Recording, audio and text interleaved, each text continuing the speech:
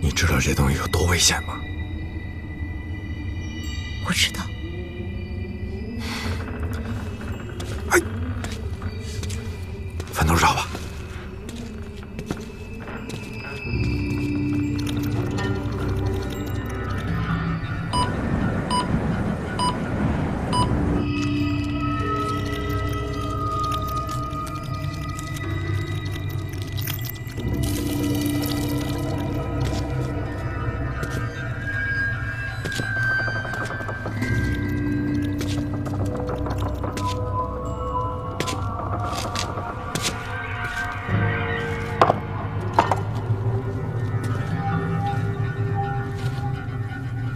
啊，去制止他们，别让他们下沟。好。主见，哎，一定要仔细做好记录。也许我们能从这殉葬品的数量和规模，推断出墓主人的身份和地位。知道了，教授。拿着。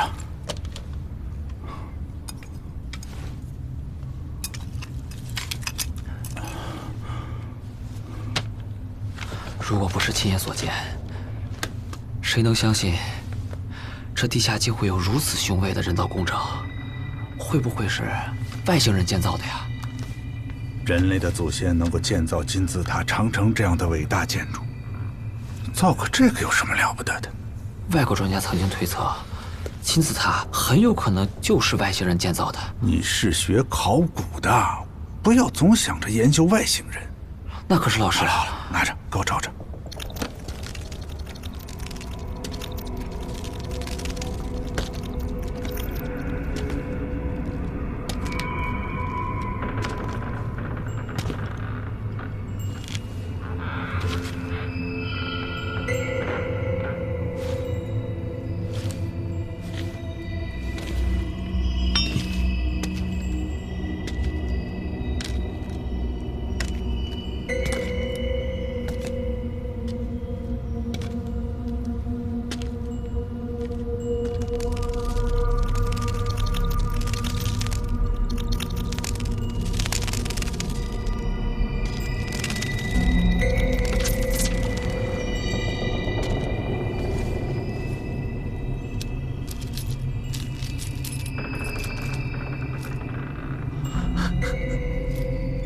这当年的殉葬也太残酷了。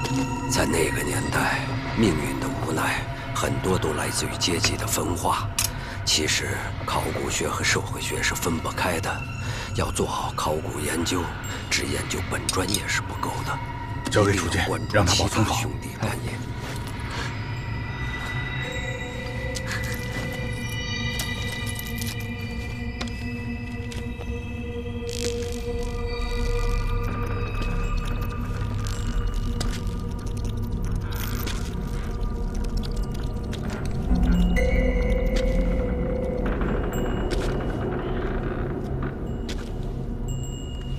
阿祖，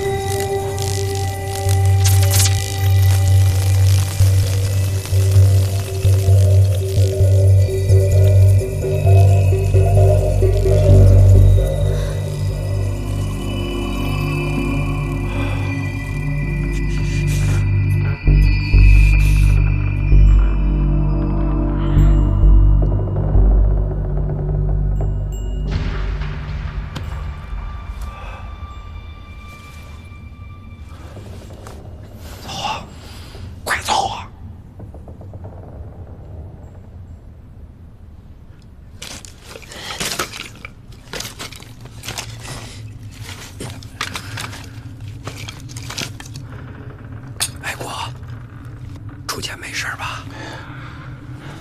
没事。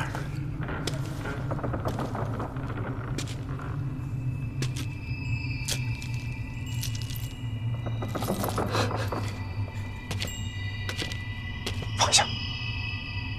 老胡。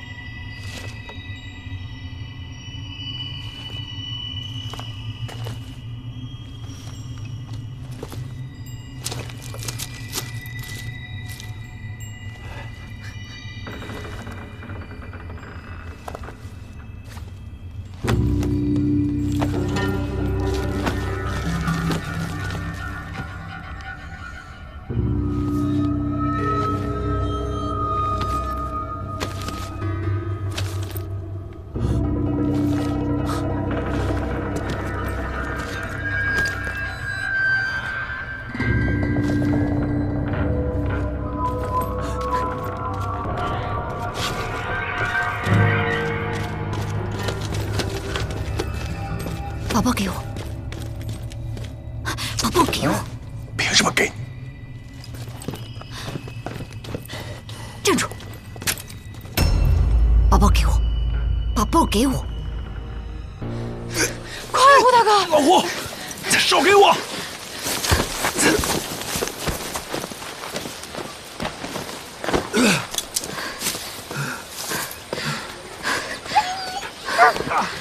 快！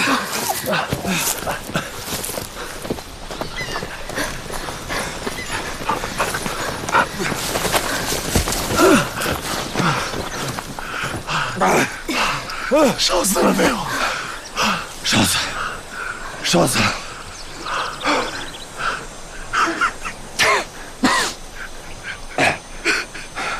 老胡，我以为我这辈子见不着你娶媳妇了呢。你大爷！你就不盼我点好？你等着，我非给你娶个外国媳妇给你看看。你说话算数。说话算数。胖哥，我真想把你哭鼻子的事告诉老支书。你可别告诉他，你告诉他，全村的等于都知道了。行啊，英子，没错，回去就告诉老支书。对，必须让全村人都知道。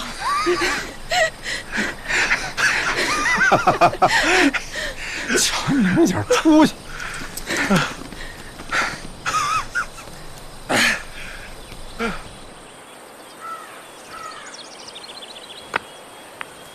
我们能活着回来，都是你们俩保佑，是你们保护我们回来的。希望你们俩呢，也能早点去西方极乐世界。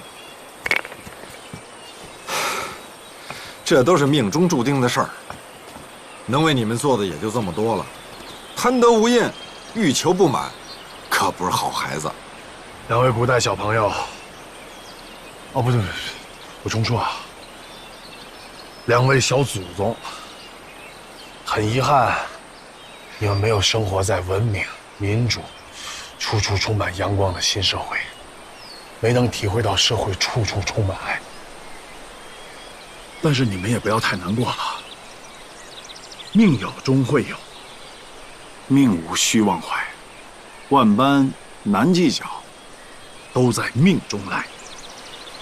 人死了是要入土为安的，可咱这条件有限，也没有棺材来安放你们，没有香火来祭拜你们。哎，咱不是有烟吗？古代小祖宗不抽烟。我拿烟来祭拜他们。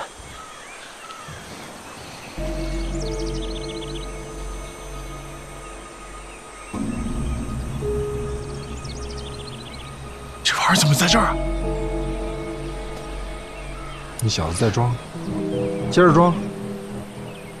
什么时候拿的？是不是我去打那红毛怪的时候拿的？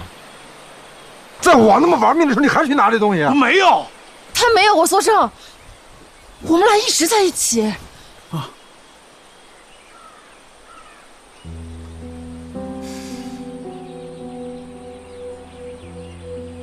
那这也太奇怪了。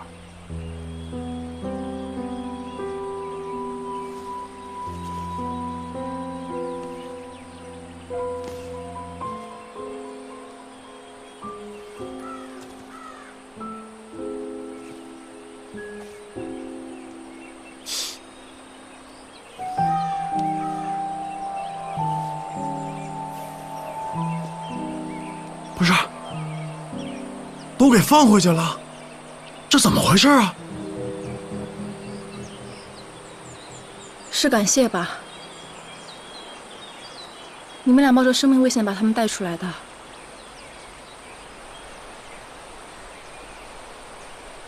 应该是。所谓善有善报，恶有恶报，说的就是这个吧。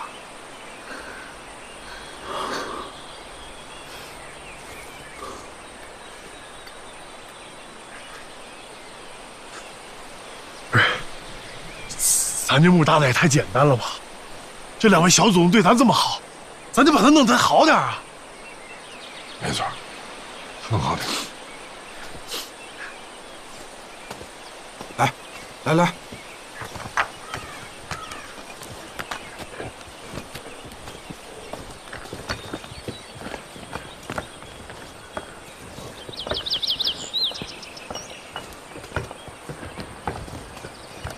这儿还有。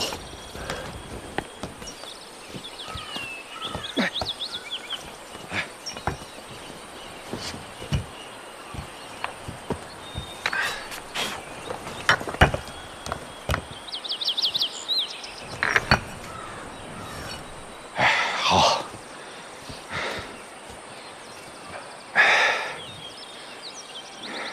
感谢两位小祖宗，谢谢两位小祖宗救了我们，你们两位就在这儿好好安息吧。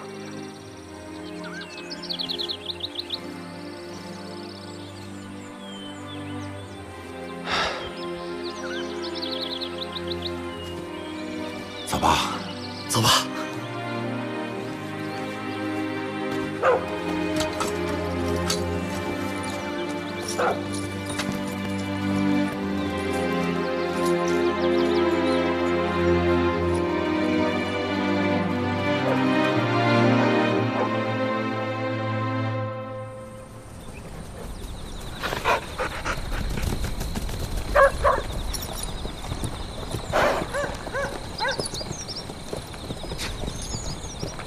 真是受穷等不了天亮。瞧你那点出息，都看了100多遍了，也不怕看没了。你别吃了，把它给我。来，给你干嘛？我可得把它收好。哼，英子，我们俩还有事儿，等到了前边，我们俩就直接奔县城方向了。咋？你们不回村了？不回了，我们俩有重要的事儿啊，得赶紧回去办。那咋行？老支书嘱咐我一定要把你们带回去，不然就没完成任务。英子，你爹没告诉你做事儿要灵活，不能认死理儿。胖哥，英子，我这如果说再去日本人要塞的话，你还记得路吗？没问题，我可是个好猎手。你也看到了，那儿有不少物资，还有发电机什么的，村里人都用得上。那不都给烧了吗？烧的是主墓室，那要塞里的仓库有隔热层，问题不大。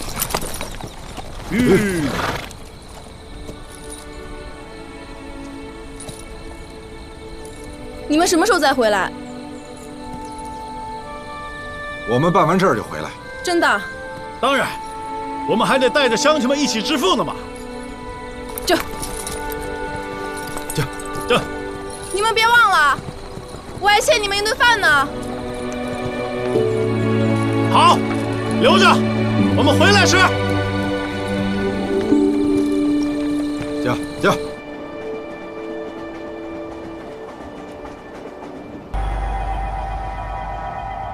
Know if the price can be lower.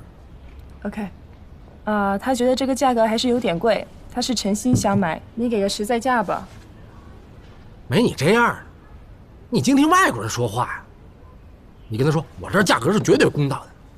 He said the price cannot be lower. I think you can do better. 他的意思。稍等啊。Maybe I can accept that. 来了。哟，胡爷，胖爷，哎，你们先坐啊，我这谈点事儿。你瞅瞅，我这又来客人了。要不这样，你们先回去想想，想好了再来。我这不愁买家。He has another buyer. Okay. OK 了。Okay.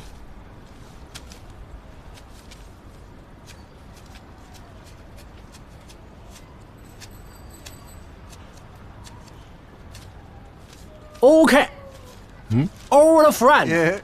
Over the friend， 来，轻拿轻放啊，Welcome， 来，顾子白，拜拜啊，顾子白啊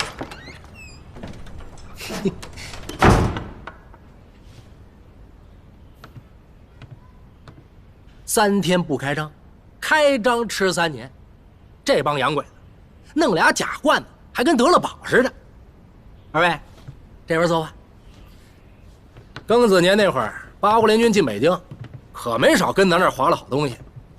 今天这也算替天行道。那是，这古有霍元甲打败俄国大力士，这如今有咱今野巧取洋人不义之财，为国争光。得嘞，您别寒碜我了，你们2位才是真的爷，我服。我给你们俩开点东西啊。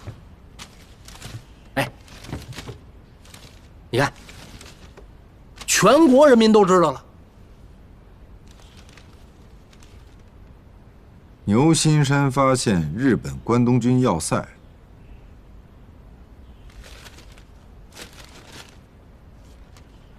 还是老支书觉悟高啊！立刻上交国家。2位，带回什么好东西来了吗？拿出来给长长见识呗。带回来2块玉，您给长长眼。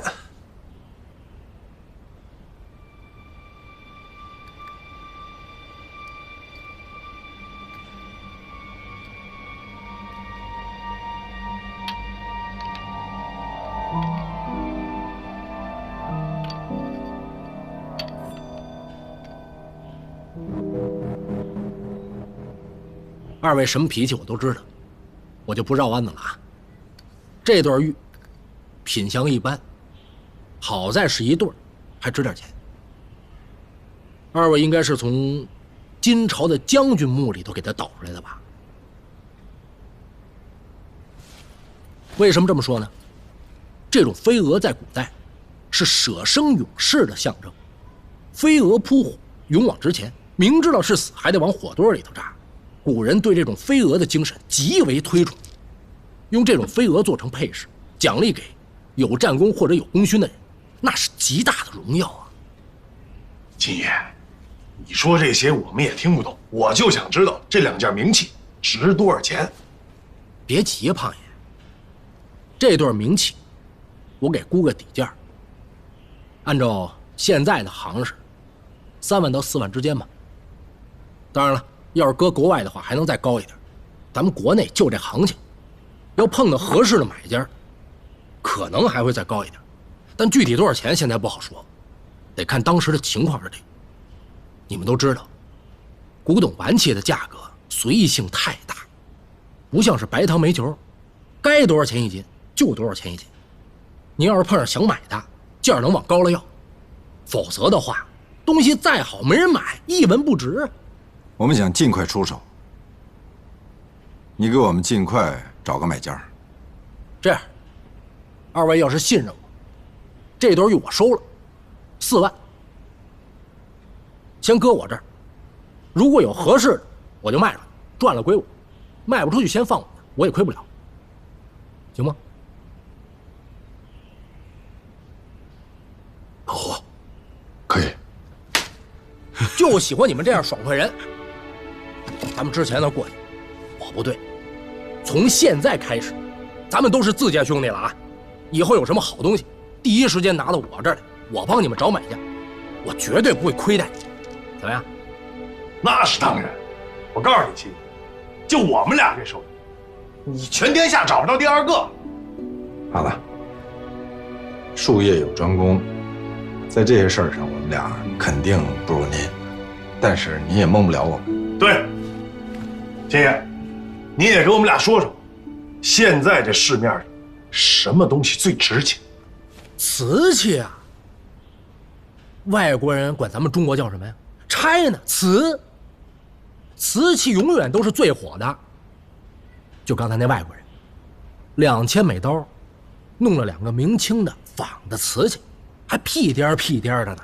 多少？2000啊！我告诉你，咱们祖宗烧瓷器最鼎盛的时候，就是现在最先进的工艺都比不了。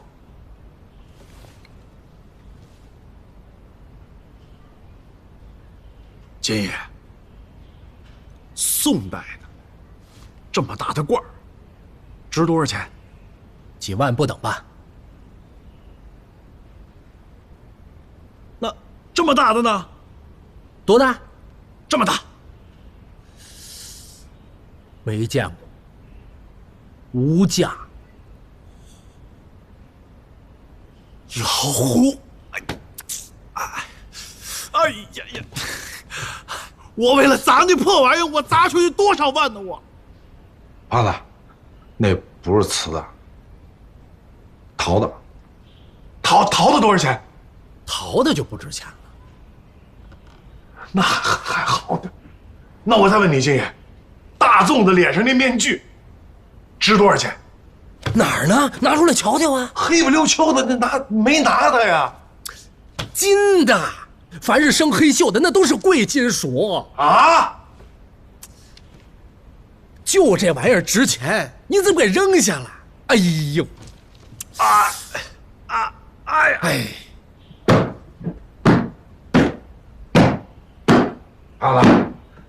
胖子，跺什么脚啊？我觉得那是铜的。铜的也值钱。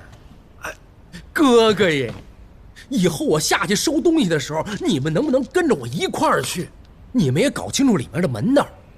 这出去一趟好歹也得10来万呢。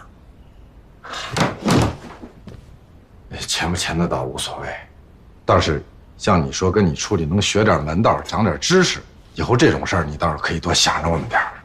哎，还真有这么一事儿，特别适合你们。什么事儿啊？最近咱们国家要组织一个考古队，去新疆考察，领头的呢是一个姓陈的教授，跟我爸特熟，2个人经常在一块儿讨论古玩的事儿。这老头啊，曾经3番5次的申请，要到新疆去进行文物的考察、发掘和保护。你们知道，咱们国家没钱呢。现在有一美国人要资助这次考察活动，他们缺一个懂分金定穴的人做带队。我就把胡爷您的情况跟背景告诉他们，他们非常感兴趣。现在就不知道你们二位对这个事情有没有兴趣？机会倒是不错，而且跟着考古队出去肯定能学不少东西。但有个事儿我想不明白，你美国人他为什么要资助我们中国考古队呢？会不会有什么猫腻啊？就是啊，那美国人他不是活雷锋啊，那没点好处他们干嘛投钱啊？是这么回事。这个出资的人呢，是一个美国华人，女的，她爸爸是华尔街一大亨，就是特有钱那种。这父女俩特别喜欢考古探险。前几年，这老爷子跟着中国的一个探险队到了新疆，他对这个西域精绝文化特别感兴趣，可是去了就再也没回来，一个人都没回来呀。当地驻军也去找了，没找到。然后这女的呢，就继承了这老爷子的一大笔遗产，估计也是不死心，就资助了这次活动，尽一切努力再去找一下亲人的消息。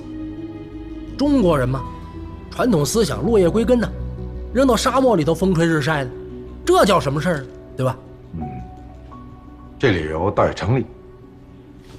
关键人家给的好啊，工资诱人呢，还是美刀。美刀？哦。哎，我给你们拿钱去。美刀。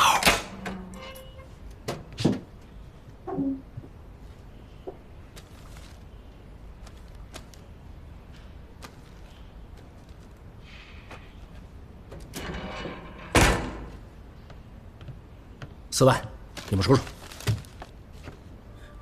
我给你把那教授地址写下来，你们见了他提我就行啊。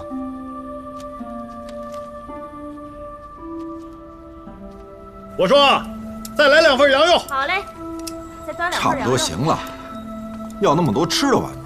怕什么？咱现在有钱了，以后顿顿下馆子。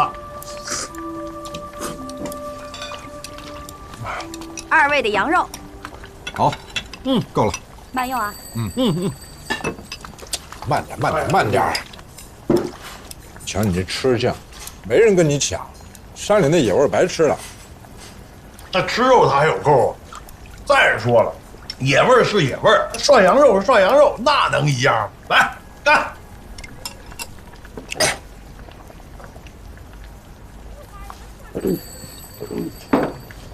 哎。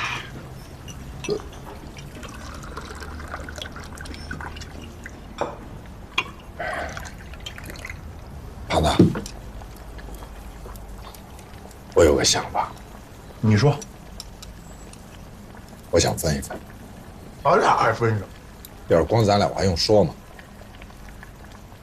我是想，先是你那份啊，然后呢，英子这回冒着生命危险给咱帮了这么大忙，咱得给他一份。对，英子这次太不容易了，得给他一份。再就是老支书，咱们得给他分点儿，让他给乡亲们分一分。咱俩说过，要带领乡亲们去致富，咱不能光说不练。虽然这点钱修不了路，可起码能拉条电线吧。不管多少，算咱一点意思。没错，得让乡亲们沾点好。咱那会儿不懂事儿，没少给乡亲们添麻烦，人家是真把咱当自己孩子，知道咱城里来的吃不惯的乡下饭，人家把好的都留给咱。现在想想，真伟大。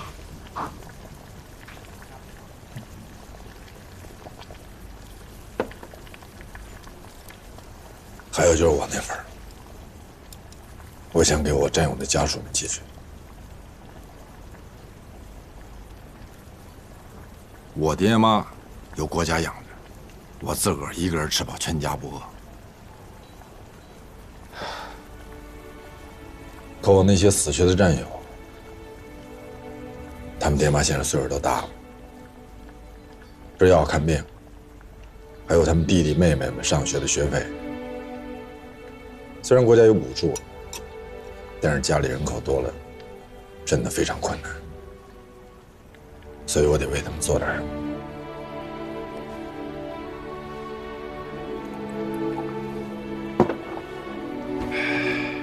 老胡，我那份也不要了，咱俩留点够生活的钱，剩下的钱全给你那些战友家属汇回去。我这辈子最大的心愿就是当兵上战场打仗，可是我爹死得早，我没那个机会。老胡，你一定要帮我完成这个愿望，也算是我对他们的一份敬意。胖子，想听真心话？你说。你呀，进步真快。你大爷！我敬你。我敬你。咱俩以后挣钱的机会不多的是啊。没错。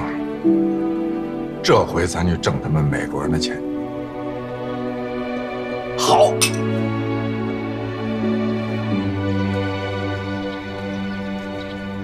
是这地儿吗？这大金牙写着呢，17号，看，是这儿啊。这怎么连牌子都没有啊？这就叫大隐隐于市，隐的也太深了吧！这居委会他也得有个牌子。胖子，我提醒你一句啊，咱们下过墓的事儿，千万别提。放心。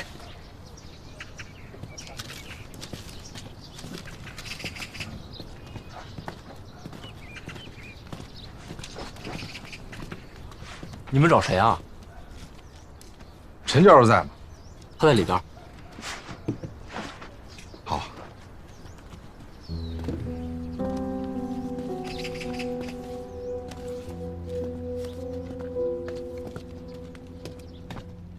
我们自学过很多考古的知识，光考古的书就看过好几十本。没错，我们俩对这次的考察非常重视。您看，这是我们发表过的考古小文章，您看看，还有这些。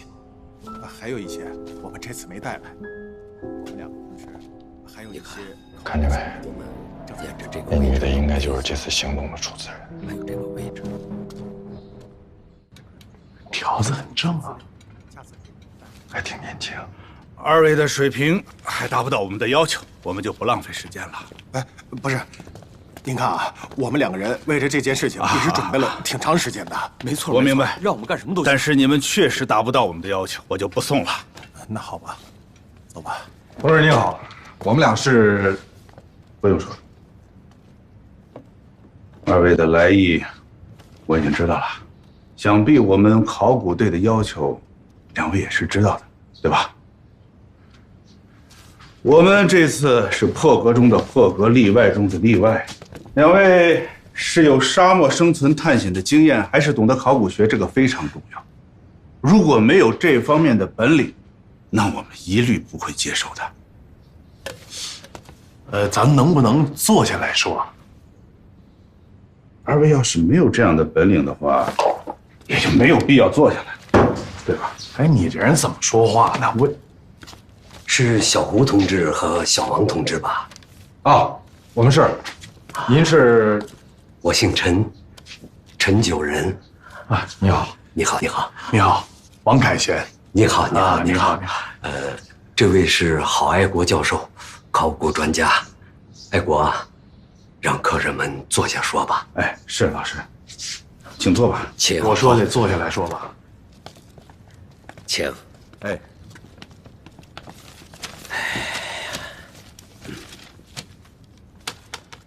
我想小金同志都给你们讲清楚了吧？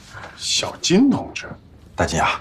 对对对，他也简单给我介绍了你们二位的情况，印象很深刻呀。当过解放军的连长，还有过参加战斗的经验，而且进过沙漠，去过冰川，不简单呐。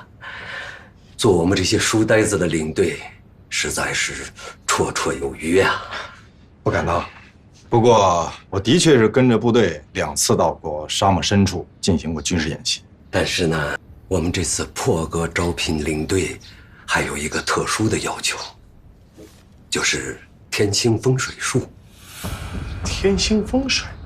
是啊，不知二位懂不懂？老胡，给他们说说。陈教授啊，您说的这种天星风水啊，又名天穹倾囊术，是16字阴阳风水秘术中的天字诀，又是最晦涩难懂的一章。我也只是略知一二。既然这样，那我们就不多留两位了。不然老同志没说话，你着什么急呀？我怎么这么不爱听人家说话呢？哎，我坐下。小王同志，这个郝教授不是针对你们的，是这2天呀，每天都有像刚才那样来凑热闹的人，他是着急生气。小胡同志，你接着说。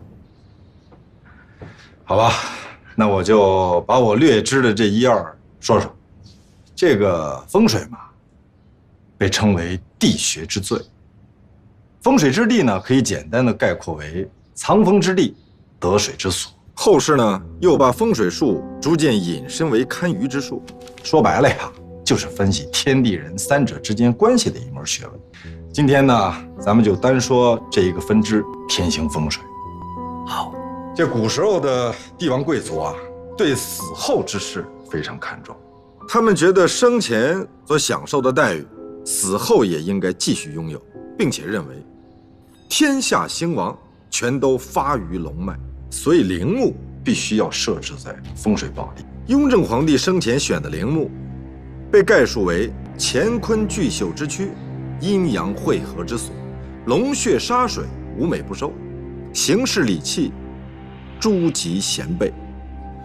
雍正皇帝阅后批奏，山脉水法，条理详明，寻为上级之让。他老人家说的很对，但是呢，也只说对了一半。因为古人追求的天人合一的境界，不仅要山脉水法，还要日月星辰。从上古时代起啊，人们就开始观察天象，研究星辰的变化用意，推测福祸凶吉。在寻找风水宝地的时候啊，也经常运用天文学的精髓。天地之相去，84000；人之心肾相去，8寸4分。人体金木水火土，上应5天星月，又有24星，对应天下山川地谷。星有美物，必有凶吉。凡是上级之壤，必定和天上的日月星辰相呼应。而以星云流转来定穴的星屋之术，便是这风水学当中最难掌握的天星之术。天有24宿，日有24时，年有24节气，故风水也有24象、24位。如果有人能够观看这星星的凶吉排列，再加上罗盘定位，就可以找到我们想找的地方。不过，这种天星风水流派甚多，各有章法，其中也不乏互相矛盾的。小胡同志说的太好了，新疆大沙漠时隔1000年，以前的绿洲城市都变成了沙海，像孔雀河古道早已干涸，难以寻觅，更不要说沙漠中那些遗迹和古墓了。小胡同志，既然古人是根据山脉水法、日月星辰来为自己定穴，我们要想找到那些淹没在古丝绸之路上的陵墓，依靠天星风水之术，是最简洁有效的途径了，对吧？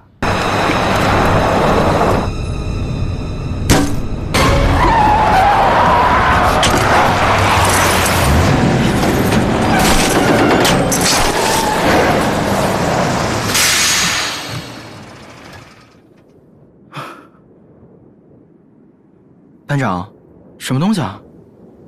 看清楚了吗？没看清，好像一道蓝光。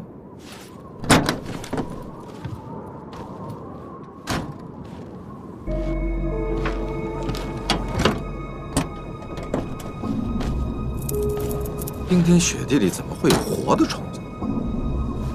班长，这什么东西啊？不知道，看着不像萤火虫。哎，等着！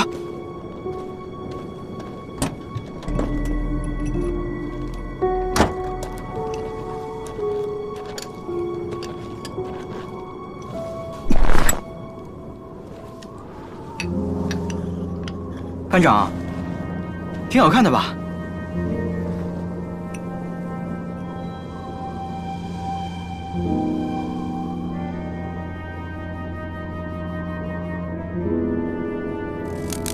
走吧，拿我举个战友们看看。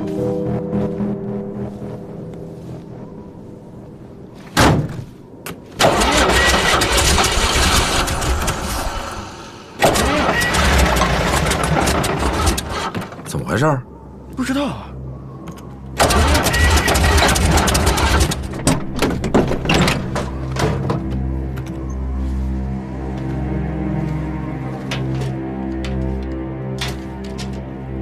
来，等会儿试试。等会儿啊！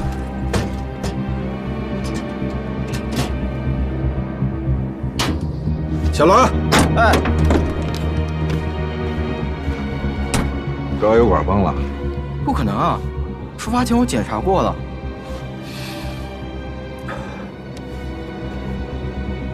前面有个兵站，我去兵站求援，你在这守着，把物资看好。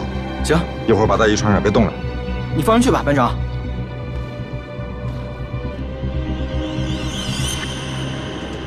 那蓝色的东西到底是什么？不知道，就像是一种瓢虫，但是没人说得清楚。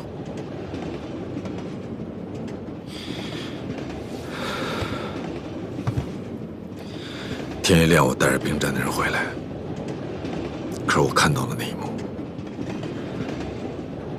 这一辈子我都忘不了。小栾，小栾，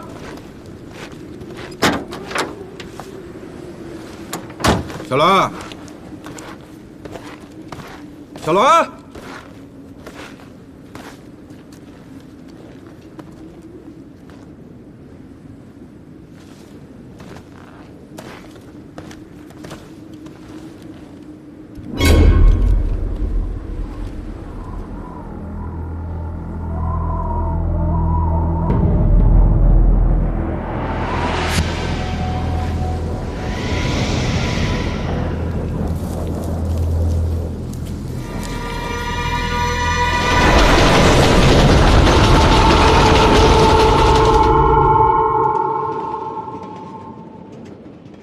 烧死了！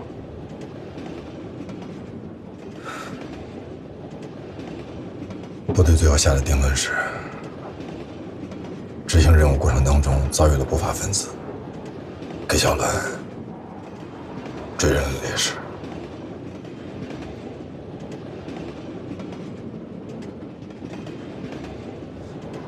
可我当时就觉得，他的死一定跟你瓢虫有关。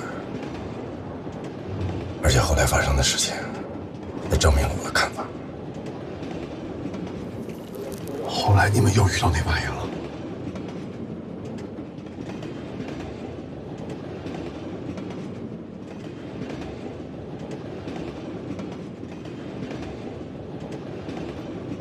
胡先生，王先生，能上我那儿去吗？我有事找你们谈谈。这美国人偷听我们俩说话。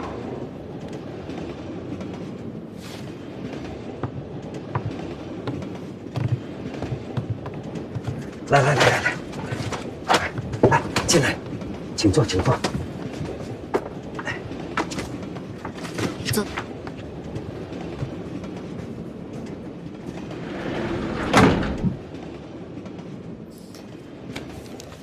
胡先生，你看到的虫子是这个吗？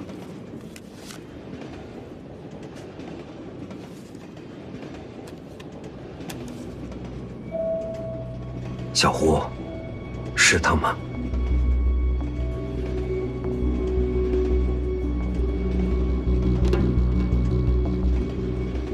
对，就是他。这种虫子叫做 The Beetle of Fire， 译成中文叫做火瓢虫。目前，它只在世界各地的探险家还有考古学家记录中能查到。这些只是零星的资料，对很多人来说，它只是个传说。胡先生，你确实亲眼见过火瓢虫吗？是的。小胡，能给我们讲一下你当年的经历吗？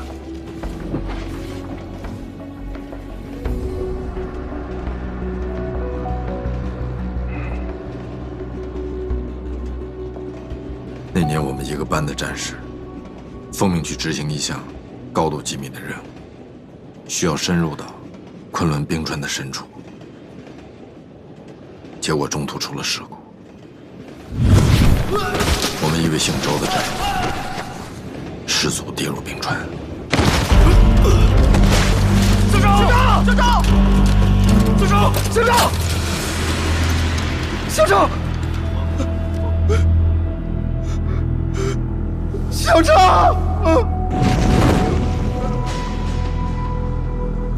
小心！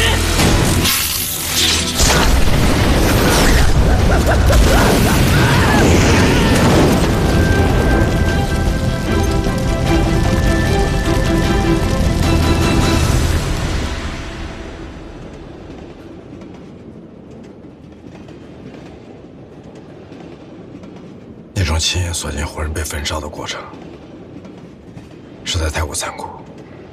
几个年轻的小战士下意识就开了枪，无数的火瓢虫变成蓝火球冲向我们，我们只好边跑边开枪，结果引发了血崩。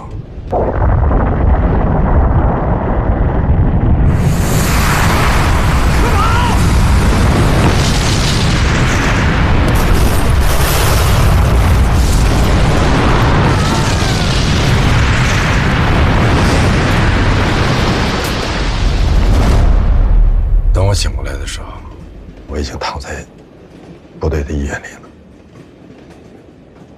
而除了我所有的战友，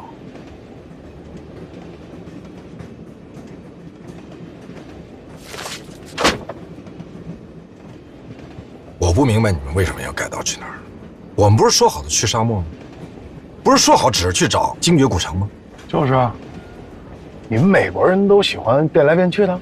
小胡同志，事情是这样的，当年的雪崩嘛，是由一场级别不高的地震引起的，不是因为你们开枪。我是在一份内部资料里看到的，后来在国家地质局也得到证实，那场地震还把昆仑冰川东麓震出了一条裂缝。那这跟我们去找精绝古城有什么关系吗？几年前有一个中外联合考察队去新疆探险，领队的是我的一个老朋友，痴迷于西域文化。可这个考察队在去沙漠寻找精绝古城的路上，不知为什么改变路线去了昆仑冰川，然后就失踪了，没有一个人回来。那怎么能知道他们消失在那儿呢？最后的求救信号就是从昆仑冰川东麓发出的，所以我们分析，他们的失踪和昆仑冰川东麓震出的那条裂缝有关。那咱们去那裂缝找什么呢？一个笔记本，就是本世纪初英国探险家华特先生的日记本。他在日记里详细地记录了当年他们是如何一步步找到精绝古城的，对于我们下一步去沙漠寻找精绝古城是至关重要啊！我之所以想去冰川，不仅仅是为了找资料，是想继续完成父亲未走完的路。我想找出他们去昆仑冰川的原因，找出精绝古城的秘密。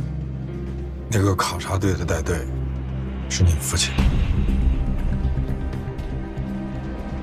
这是一个非常难得的机会。如果能够找到精绝古城，完成我们的考古研究计划，许多历史的谜团将由此解开，西域文化的研究将掀开新的一页。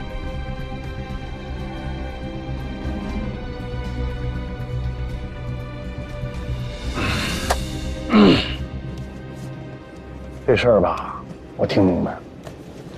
你们一个是为了亲人，一个是为了科研成果。那这事儿确实跟咱俩没多大关系啊。不过，这好像也不太好拒绝。你们刚才也说了，这确实也挺危险，是吧，老虎？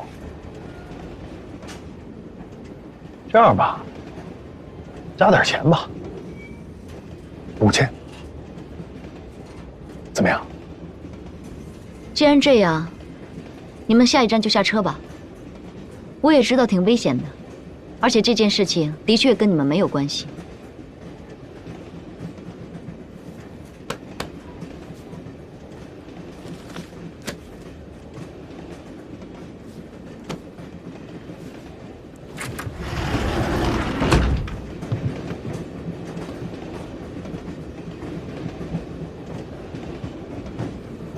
我跟你们去。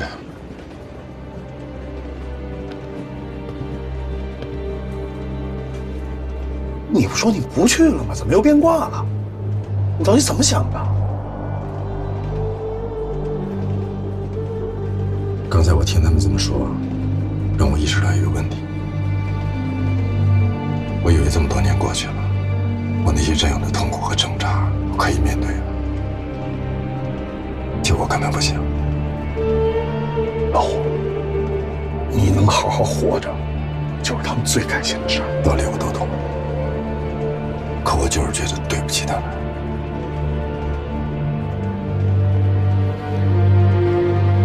他们每一个人都有绝对的理由可以不死，可最后的幸存者却是我。我这条命是我很多战友用自己的生命换来的，我现在却连去看看他们的勇气都没有。我做不到，所以我觉得我应该去。我懂。行，你说去咱就去。但是胖子，你听我一句，这事儿跟你没关系，你就别去了。老虎，你什么意思啊？没什么意思，太危险，我不应该拉你趟这浑水。你瞧不起人是吧？当然不是，我知道你什么都不怕。但我还是不能带你去。别废话，都到这儿了，多大事儿都得咱俩在一块儿。我给你讲了，70年你当兵走，你知道我最怕什么？我就怕第3次世界大战开始，你上战场，咱俩再也见不着。中间有几年咱俩断联系了，我在那牛心山，我是真快待不住了。79年，你上前线。先生，我啥也没说吧？我不是没话说，我是一肚子话，我不知道该怎么说，我怕说出了晦气，怕你他妈回不来了。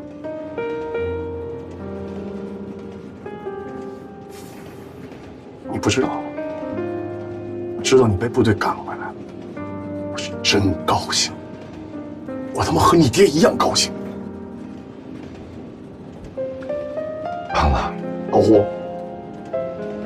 毛主席他老人家说：“与天斗，与地斗，其乐无穷。”小小的昆仑冰砖算什么呀？我告诉你，胡八一，你想扔下我，没门儿。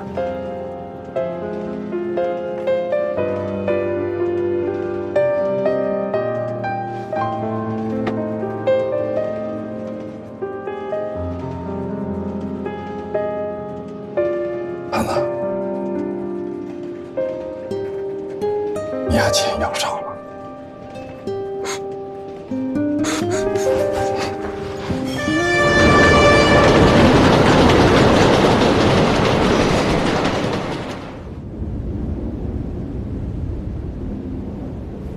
陈教授，注意安全。走了，我等你们凯旋。谢谢，放心吧。路上小心。注意安全。好的，好的，谢谢。哎，完成好任务是啊！再见啊！我走了，注意安全啊！早点回来。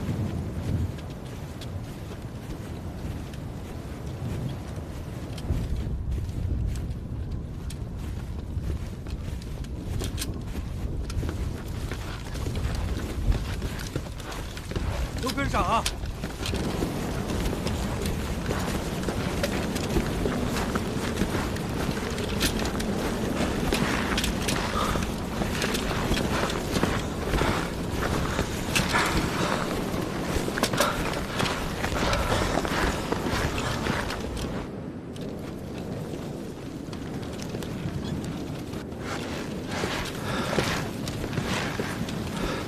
大个子，让大家休息一会儿吧。大家伙儿，在这儿休息一会儿吧。嘎巴同志，你觉得这里离咱们要找的冰洞还有多远呢？教授，你就别难为我了。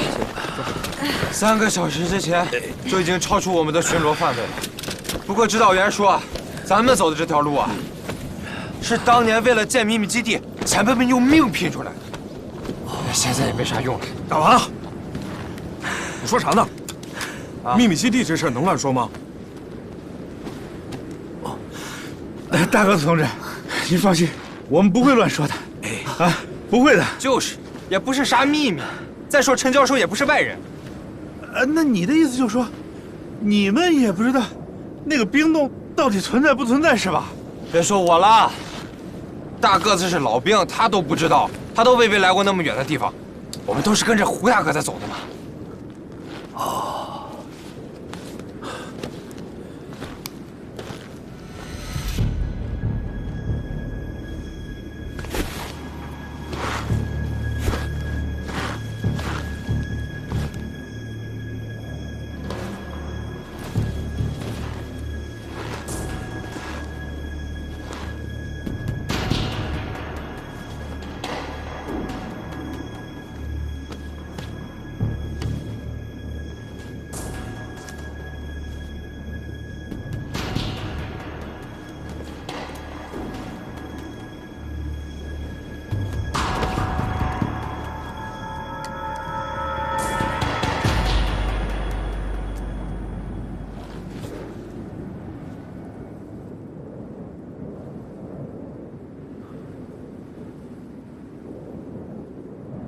这是你战友的遗物。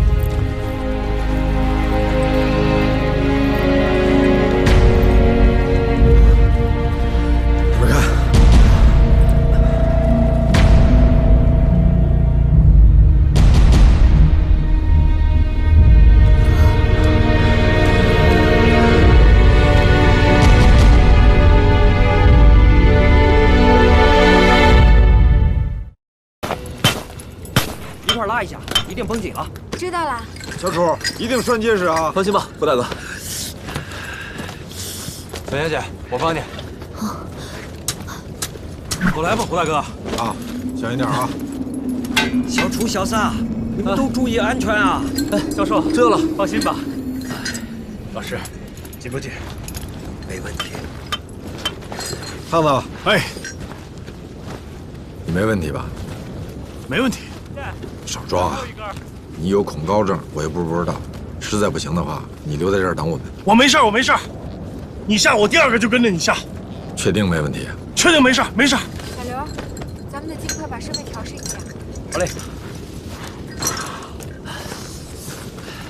陈教授，陈教授，除了叶以新，如果还有队员有不能下去的，比如说身体状况或者心理状况不够理想，您抓紧说。让他们留在这儿等我们也是非常有必要的。我问了，都没问题。既然来了，大家都想下去看看，毕竟这样的机会非常难得，也许一生只有这一次。好，大家听好，之前强调的，大家务必铭记，下去之后什么情况谁也不清楚，很有可能会遇到稀奇古怪的现象和生物，甚至遗体。所以不管遇到任何突发情况，大家一定要沉着冷静，随机应变。大家也不用太紧张，我和大个子是连里的神枪手，保证让你们安全回来。好，大家抓紧准备吧。哎，好，是。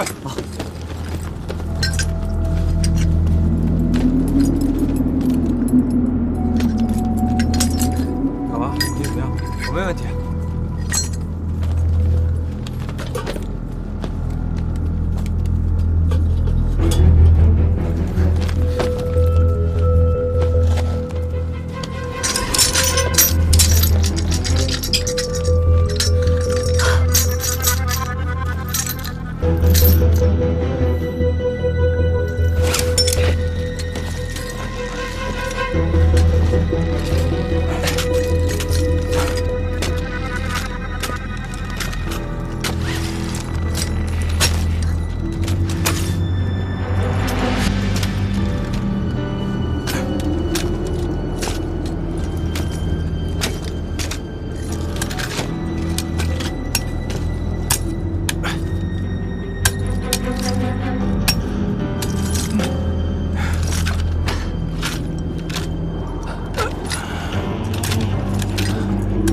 老师，你登住了，手里边千万抓紧了啊！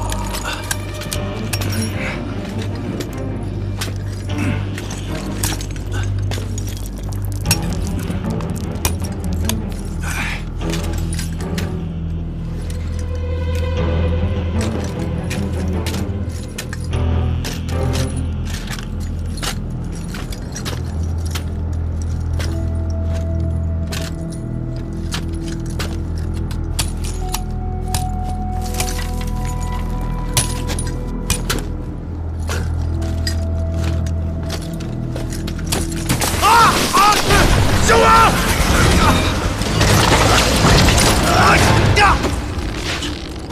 王大哥，没事吧？没事吧？胖子，没事吧？没事。慢点啊！干嘛？咱俩到周围看看。哎，走。你能小心点吗？吓死我了！瞧你这胆儿。老师，哎，你看人家。大叔，哎，他飞了心都有。看看，受过专业训练。来，我帮你解下去。带了没有？害怕了？怎么会呢？辟邪。尸体，那有个尸体。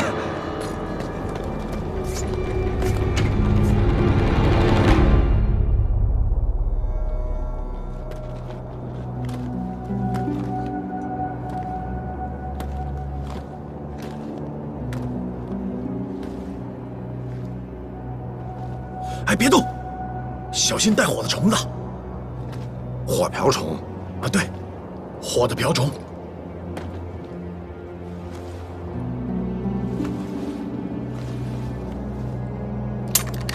老霍，是你战友吗？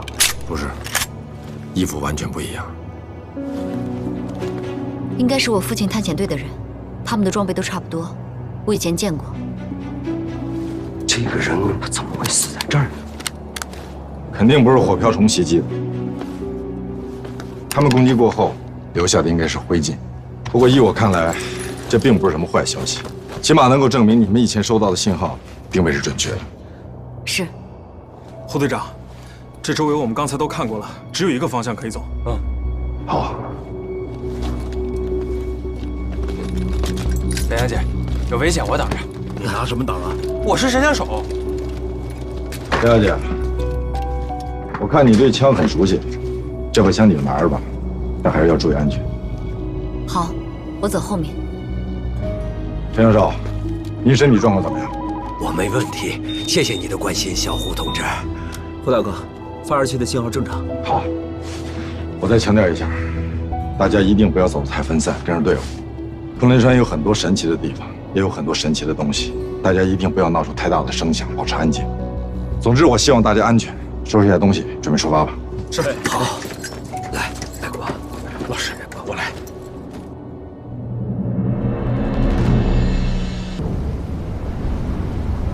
小刘，你快过来，有信号了。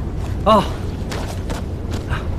快看，有信号了，这说明陈教授他们目前应该一切顺利。太好了，我现在就给营地汇报。临时营地，我是考察队，听到请回答。临时营地收到，临时营地收到。考察队请讲，考察队请讲。考察队已经顺利接到考古队的信号，目前一切正常，完毕。请保持通讯畅通，请保持通讯畅通，完毕。考察队明白，考察队明白。太好了，好的开始就是成功的一半。对啊。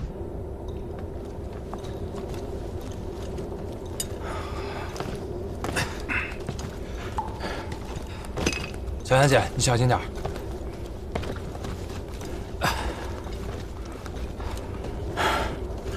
这是正南，这个缝隙应该是2个山的夹缝。这是正东，再往前走，咱们就到了冰川的正下方了。嚯，这么多云母啊！什么公的母的？不是动物，是结晶体。那云母和水晶通常生长在同一地层，就像这些。这些云母的颜色很深，这说明这些云母曾经所处的地理位置也很深。咱们在这个海拔上能够看到它们，完全是因为地壳运动的结果。大家都跟上啊！嘎娃，你看着后边点。哎，放心吧。哎，这玩意儿值钱吗？小叶同志，这次考察没能下到第一线，遗憾吗？说实话，确实有点遗憾。不过大家也是照顾我，担心我的身体。其实对于我来说，能跟着陈教授这么权威的专家走一趟，已经非常幸运了。考察队，这里是临时营地，收到请回答。考察队收到，临时营地请指示。收到最新气象预报，3小时之后将有暴风雪，希望你们保护考古队完成考古工作后，督促他们迅速撤离。完毕。请临时营地放心，我们一定按照命令完成任务。完毕。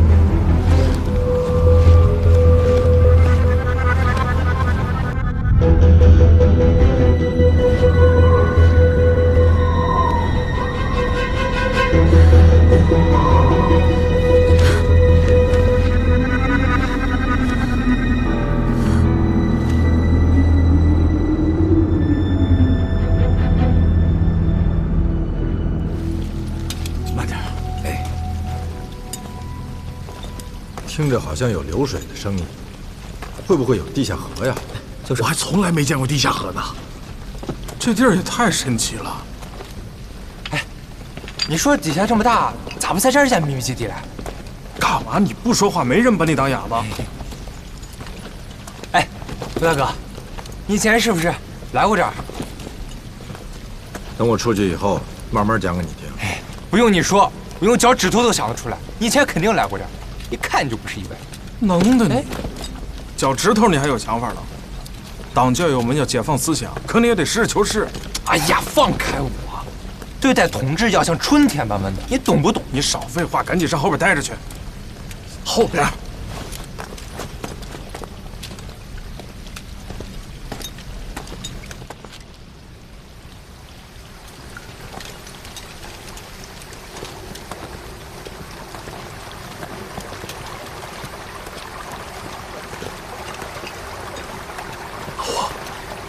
这就是地下河。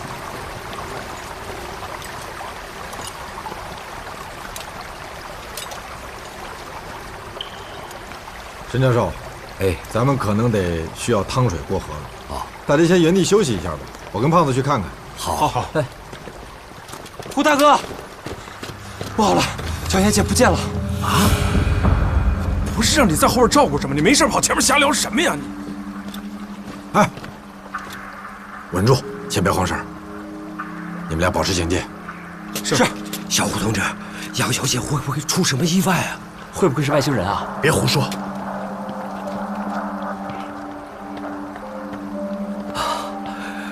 回来了，回来了。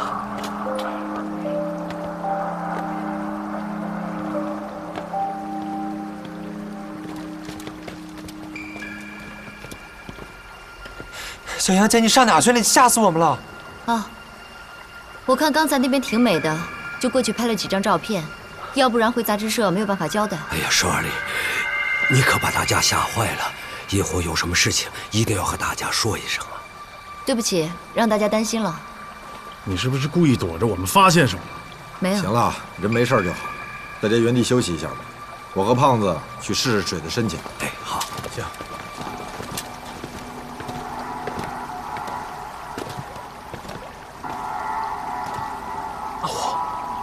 我感觉这美国妞有问题。这陈教授他们考古我倒理解，可这舍利子啊！别闹，就这美国妞吧。哎，你别看她像中国人，但她其实是个美国人。她干嘛非要赞助咱们考古队啊？这肯定有所图。我告诉你啊，你别忘了，咱们现在只拿了定金，这大头还在后头。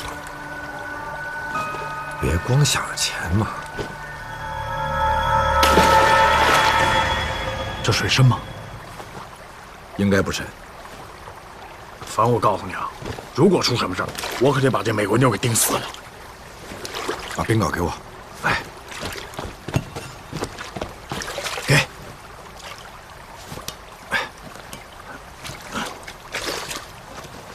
慢点啊！你们大伙儿快过来，快！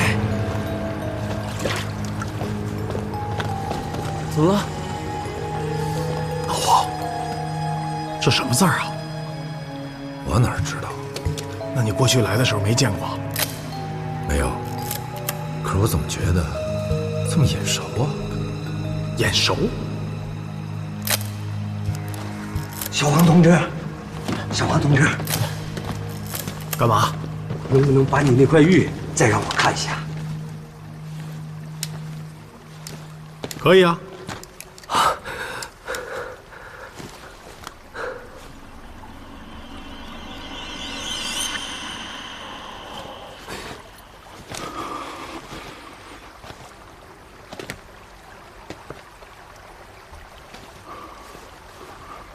我看。哎，干嘛呢？这人往哪儿牵呢？教授，我怎么觉得我这玉上的字儿跟这石头上的字儿差不多呀？不是差不多，是完全一样，都是鬼洞文。什么鬼文？这种文字是精绝国的文字，叫鬼洞文。精绝国是西汉时期坐落在西域的一个国家。哎，小王，我记得我们初次见面的时候，你说这块玉是当年剿匪的时候得到的。对呀，在米亚利州，哎呦，我打的那土匪屁滚尿流，还打死了一个匪首。打住！陈教授，您的意思是说这种文字和精绝古城有关系？嗯，最起码是同一种文字。那教授，你说那是什么国？是西汉的？那也就是说，我这块玉比辽金的更值钱？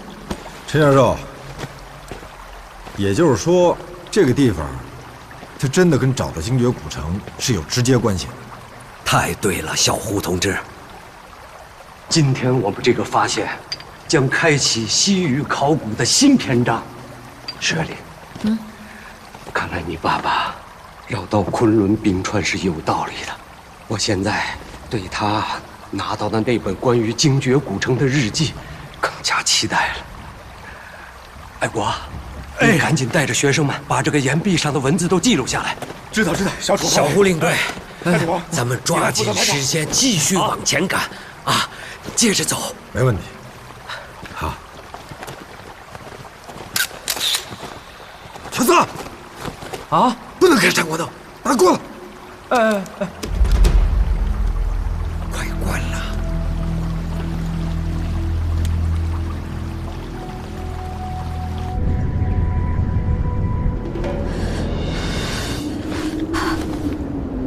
查队，考察队，1小时之后必须撤离，必须撤离，完毕。考察队收到，考察队收到。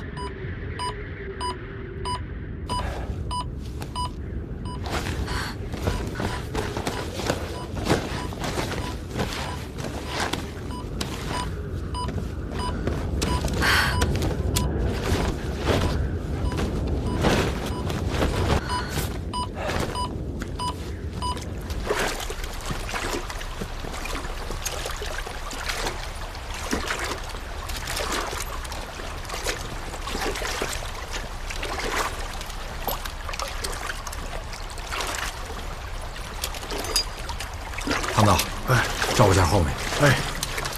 哎，慢点啊！老师小心。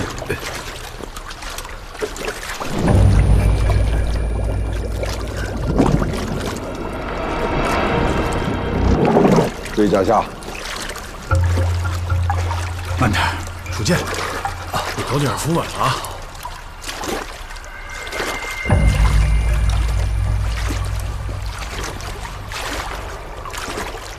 你在观察我吗？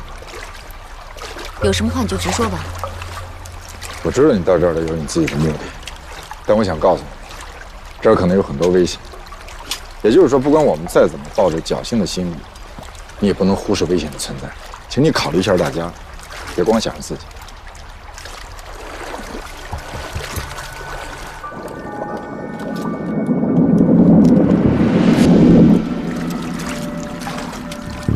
哎，老胡，这洞里可比外面暖和多了，我还以为这水得特凉呢，没想到温度还挺舒服。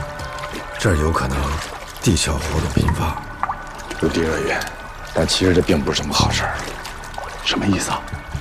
你都觉得舒服，别的东西也一样觉得舒服。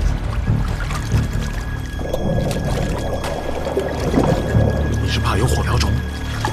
不光火瓢虫，也许还有其他什么。比如说，要是有食人鱼或者……别老造这紧张气氛，你本来就够提心吊胆的。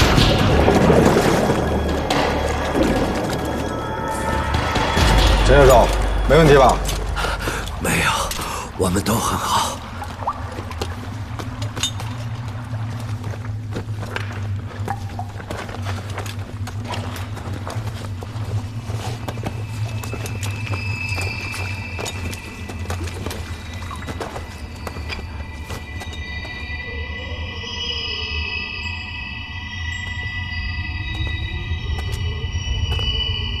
大家先别动，我和大哥走，去看看。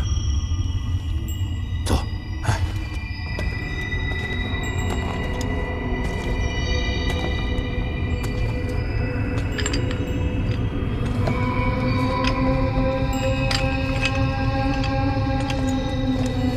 别吵。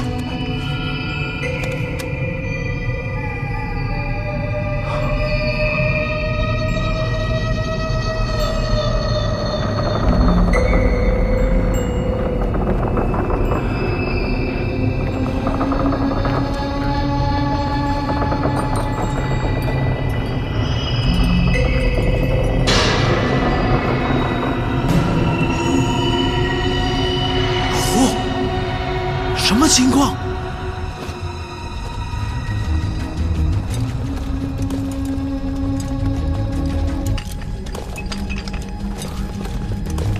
把头灯都关掉，手电不要直射。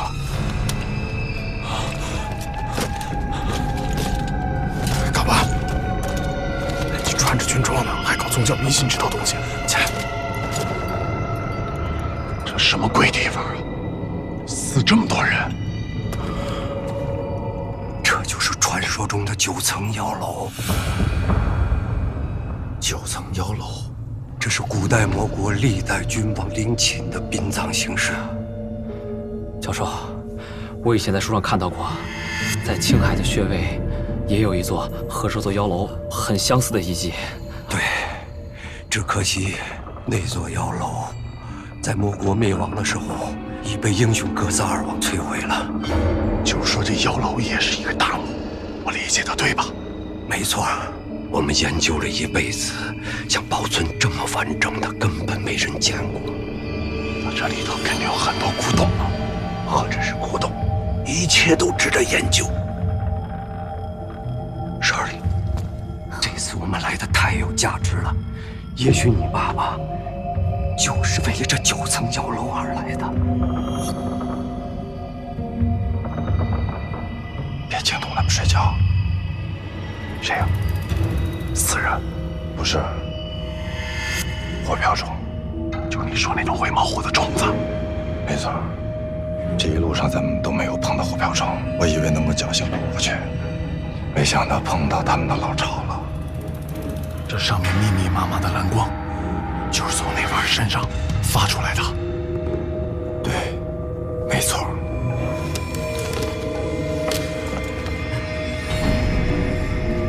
这是什么呀？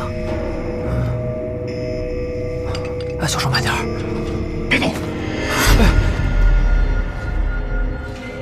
别动他！小手。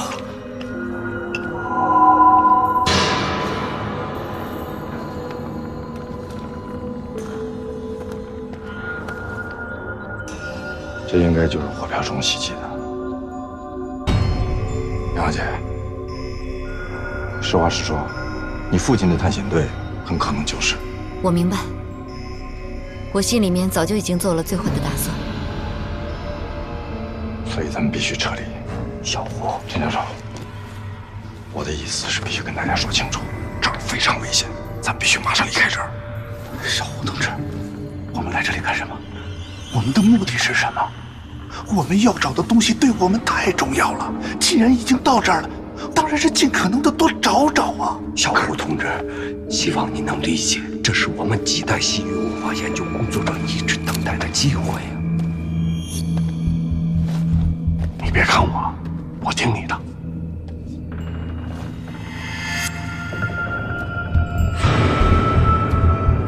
学弟啊，你干什么？站住！不用管我，教授，你们可以不用跟过来。完了，走。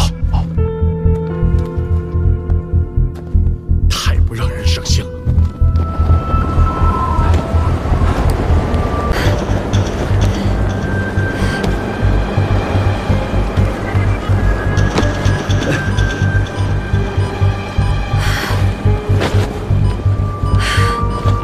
小刘，我要下去通知他们。下面情况我们不清楚，如果你再万一出现危险，情况会更加复杂。那咱们这么干等着也不是办法。你先别急，我再请示一下营地。临时营地，临时营地，我是考察队，听到请回答。我是考察队，听到请回答。临时营地，临时营地。